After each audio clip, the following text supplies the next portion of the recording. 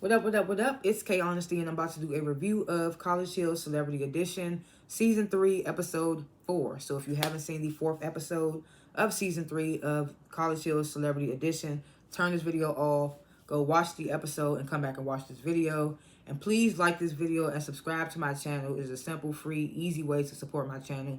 Can't stress enough how much that helps without you even knowing. It supports as much as you know. That didn't make sense. You're supporting more than you know. That's what I meant to say. I don't know what just happened with my ring light. Yeah, I'm not a public speaker. I will fumble my words. You will hear me say and so and like. I may stop to regain my thoughts. I may slow my speaking down to regain my thoughts. I'm gonna definitely be looking at my notes as I take throughout the show. And anything I say, it's my opinion. It does not reflect anyone or anything associated with the show. And comment below what you would grade this week's episode, what you thought of this week's episode. If I forgot anything, if I'm off on anything, let me know in the comments. And, yeah, I like to grade the episodes before and after my reviews. I mean, I don't see myself really giving any bad grades for College Hill because of the fact that we are getting knowledge. Or not even getting knowledge, but we're getting to see these experiences and things like that. And stuff that, and like, yeah, we may do be getting knowledge. Some stuff I watched and I didn't know about. So, yeah, I give kudos to this show. The way it's put together and everything.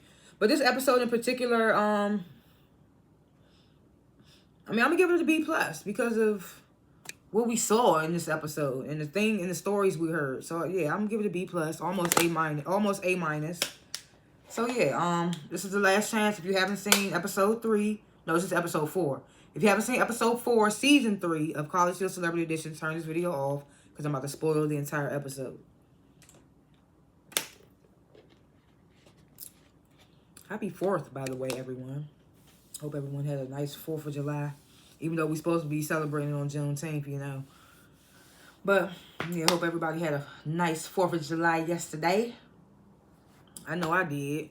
Lighting all them fireworks. Left my lighter with one of my uncles. Now I got this goddamn fireplace lighter until I can go to the store tomorrow and get me a Bic. But yeah, so I'm all off track now talking about other shit. But let's get into the first scene, which is, well, we all know in the last episode, Santana lied and told everybody he was going to see a tutor, but this nigga went out to the club.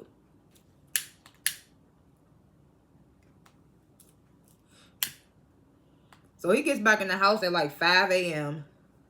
He in there talking loud, yelling and shit, waking everybody up. There ain't nobody telling them off because they acting pussy. I'm like, nigga, get out my room with that bullshit. I'm trying to sleep. So later on that morning when everyone's up and ready to go to school and shit, Claudia, Nick, and Carlos try to go wake Santana up and get him ready for school, whatever. I mean, not get him ready for school because it's Sunday. But they got this class trip. I mean, this assignment trip that they got to go to for their intro to Converge Media Writing class. So Santana doesn't end up going.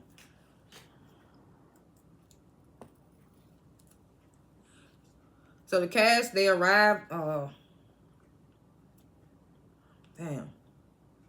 This joint is not about to keep flying shit in my mouth. Come on. It's like it's about to be annoying at this point. So, man. All this fucking weed got on my tongue. I'm sorry, I'm annoyed. Like, I don't like when weed on my tongue. Fuck. This shit about to blow me. I'm trying to close it up. Okay, there we go. So, the cast, they arrived to the Whitney plantation. Dr. Roberts is there, who's their intro to Converge Media Writing professor. And she introduces them to Dr. Seck, who is the director of research for that plantation, which is also a plantation museum. So the cast, they begin to explore the plantation. It's really sad. It's just really sad to see how shit, it's still, I mean, I know it's crazy, like, shit, like, it just baffles me every fucking time when I think about slavery, that we were literally enslaved because of the color of our skin. It still just baffles me, like, it's crazy to me That you see somebody of a different color and you think that they are less than because their color is darker. It's just so crazy to me that slavery was like, it's so crazy to me that people would do stuff like that. Because they're of a darker, fuck the fact that they breathe and see and hear and everything just like you white motherfuckers. But no, let's enslave them just because they got darker skin. That shit still baffles me. Like, I know we done came a long way, but to think back in slavery time, it's just like, really, you enslave these motherfuckers that are just like you just because they are a different color. It's just crazy. So then this scene broke me down. I had little tears. I ain't gonna lie. When Dr. Sex showed them the memorial for the child slaves, I was just like, that my heart broke, because it was just like kids. It's like just thinking about kids when they were slaves, like kid slaves being sold off at 10 years old.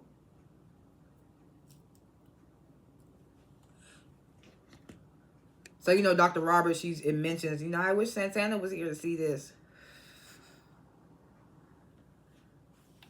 So back at the house, Nick and Carlos go to try to give Santana like some tough love about not taking school seriously. You know, Santana starts to pipe up with them. They have this fake argument or whatever. Santana's like, Carlos, you be disruptive and walking out of class too. Like, so then Carlos like, you know what? I was doing that shit. He tells Santana, you know what? I'm gonna do better, but you gotta agree to do. You gotta promise to do better too. So they shake on that. So then later on, the cast, they go out and they get to meet Tamar's fiance, JR, and the cast seem to fuck with him. They out there vibing, getting turned up, and then when they all get home, they decide, fuck, we're not gonna do the homework. We just gonna go straight to sleep. It looked like Claudia tried to stay up and do the homework, but it was like, I don't think she finished it. She was in there baking cookies, and then at one minute, we just saw her laying on the couch. I was just like, did you do the homework? But I guess she didn't either. Because the next morning, she in there telling everybody, oh, you know, I emailed Dr. Frazier, told him we're not going to have the bill prepared. And I'm just like, I mean, I guess that was smart, because when we found out later from Dr. Frazier that the congressman was supposed to come, it better than to be prepared. I mean, to be prepared than to not have nothing. So then the cast, they come up with this plan. They like, okay, well, we're going to try to knock some of the bill out during lunchtime. So then they try to make sure Santana's up and ready for school. Santana's like, look, I'm going to go to school, but I'm going to go on my own time, basically. I'll take the second sprinter.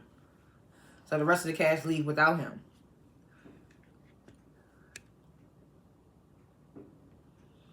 So then the cast, they get to philosophy class. I think this is their first time in for philosophy class. Or filming in that class, for that matter. Because this is the first time I'm seeing Dr. Dunson, who's their philosophy teacher. He's there. He assigns them more homework. Of course, they're not happy about it, because they already got other homework and shit.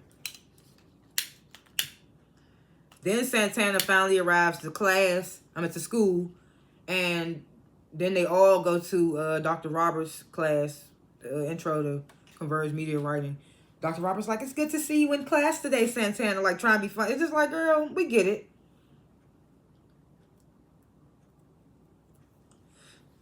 So then Dr. Roberts, she, like, puts the fire under their ass. She like, look, y'all got to remember that y'all are public figures, and y'all putting on for the HBCUs. They looking at y'all now, and, like, y'all got to carry on this legacy and this, that, and the third.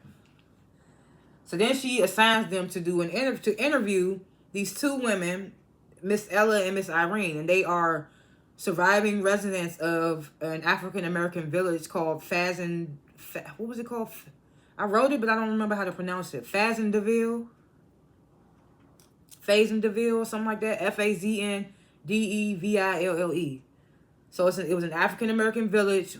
Basically, it was a community that was bought by all Negroes. But then after the Civil War, the oppressors tried to take it away from them and turn it into a battleground memorial. So they was like, basically, the Negroes that was in that community, they was forced to either take money and move, or they was just forced out if they didn't take the money. So these two women that they have to interview are like the remaining survivors from this Fazenville.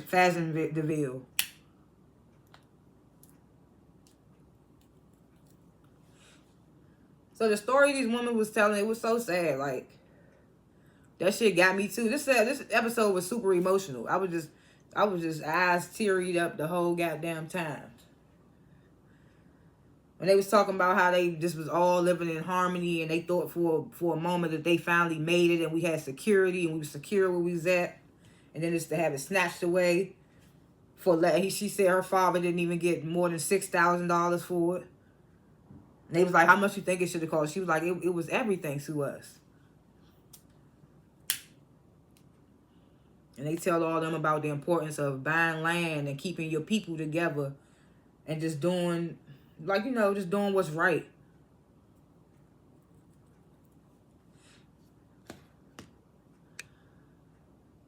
So now we at lunch. The cast, they at lunch. They trying to finish up the homeless bill before Dr. Frazier's class.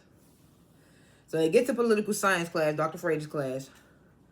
And Claudia's like, Dr. Frazier, I know I sent you that email saying that we didn't do the bill, but we came together and we managed to get 2 pages done.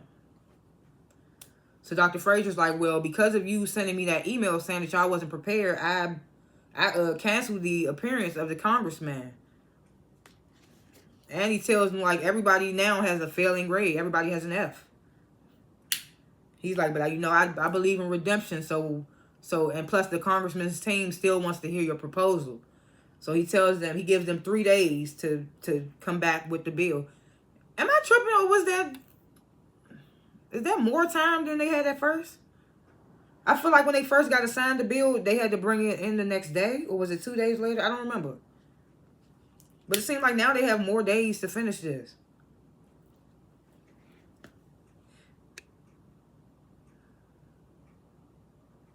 So after this class, so mind you, Saucy's in the classroom dozing off. So after class, Dr. Stewart, she goes to talk to Santana. And she's telling him, your professors are telling me you haven't been coming to class. And Santana's like, 1 day. And I'm like, I get it. This is an opportunity you don't want to take for granted. I get it. It's serious. You're supposed to be on your shit and all that. But like he said, he just missed 1 day. He missed 1 day. And they making it seem like he missed the whole week talking about you haven't been coming to class. He missed 1 day. So I'm just like, I don't know. But I get it, though. I get where they coming from. But I get it was just 1 day. But, Dr. Stewart's like, well, I want to have a meeting with you and all your professors. And Santana's like, oh, well, I told you I'm busy from 4 to 8 today. Like he just some scrub. Like she just some scrub or something. Or somebody or part of his team or entourage or something. Or one of the castmates. I told you I'm busy from 4 to 8 today. Gets up and walks away from her. Calls her babe at one point. And she's like, it's Dr. Stewart. And he's like, Doc. This nigga just did not give a fuck. So he gets up. He walks off on Dr. Stewart ass. So then outside, Tamar trying to tell Saucy, like, you need to watch how you talk to people, and you need to go to that meeting with all your professors and Dr. Stewart. So then we get this meeting with Dr. Stewart and all of Santana's professors. Santana did not show up. So, they saying everything that they have experienced with Santana. One of the professors was like, I haven't even met him yet. I was like, oh, damn, she didn't even show up to her class. I forgot. But, Dr. Frazier, he brings up that, I'm all about redemption thing again. At one point, Dr. Roberts was like, the kids come to me and they say that they're ashamed of how Saucy's acting and they don't want people to think that that's how HBCUs are and things like that. And I was like, oh, damn, if you got the students saying that, you got to tighten up, Santana. So like I said, Dr. Frazier, he all about the redemption, whatever. So they all start talking about like trying to give him another chance. Dr. Stewart is like, is it like saying, can Santana still pass at this point? And I'm like, damn, he missed 1 day. He about to fail the whole thing. He can't pass. I was like, damn. Oh, but he did miss the field trip. And Dr. Frazier said he was falling asleep in my class. Santana was like, where you getting this information from? I was like, low key, where is she getting the information from? Because she was like, I heard you falling asleep in class. And they had just came out of that class that Santana was sleeping in. So she must have just went in there said, and Dr. Fraser was like, he was in here sleeping. And then she went to Santana. Because I was like, damn.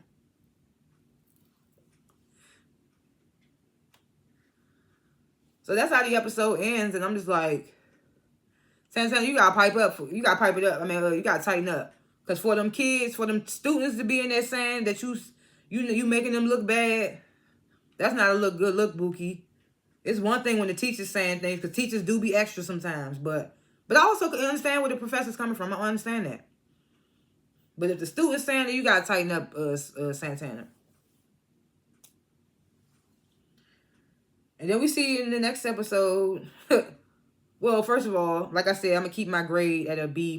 Yeah, B+. This was a good episode. The Whitney Plantation put some tears to my eyes. Miss Ella and Miss Irene's stories put tears to my eyes. It's an emotional episode. It was just good. So, yeah, I would give it a B+. Like I was about to say, we see in the next episode, Claudia and Nick is about to get into it. And this must be something real, like, hard for Nick to get mad at somebody. Because, you know, he don't get mad for long. And we see Claudia crying.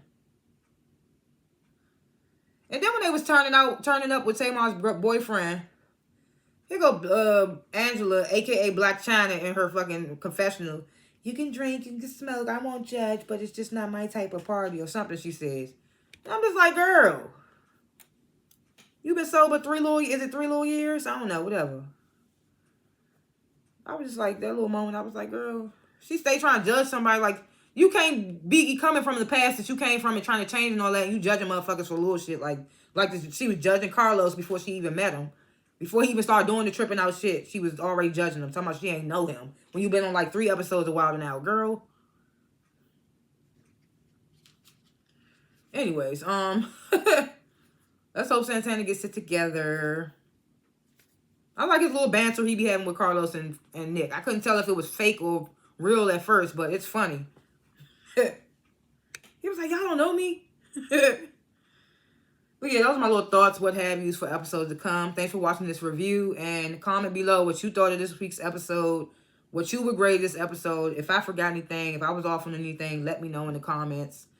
And like and subscribe, because I don't only review College Hill. I review other shows as well. I know the Family Businesses came back on. If y'all watch that, let me know in the comments. I might review it. I watched the first 2 episodes. I might review it. We'll see. But, you know, I review other shows, and this is not the only shows I review. And I got covers and freestyles on my page and all that good stuff. So just like, subscribe, check it out. Check out your girl. I'm a vibe. I'm a cool person. I'm rambling at this point. I'm high anyway. Thanks for watching. See y'all in the next review. Peace.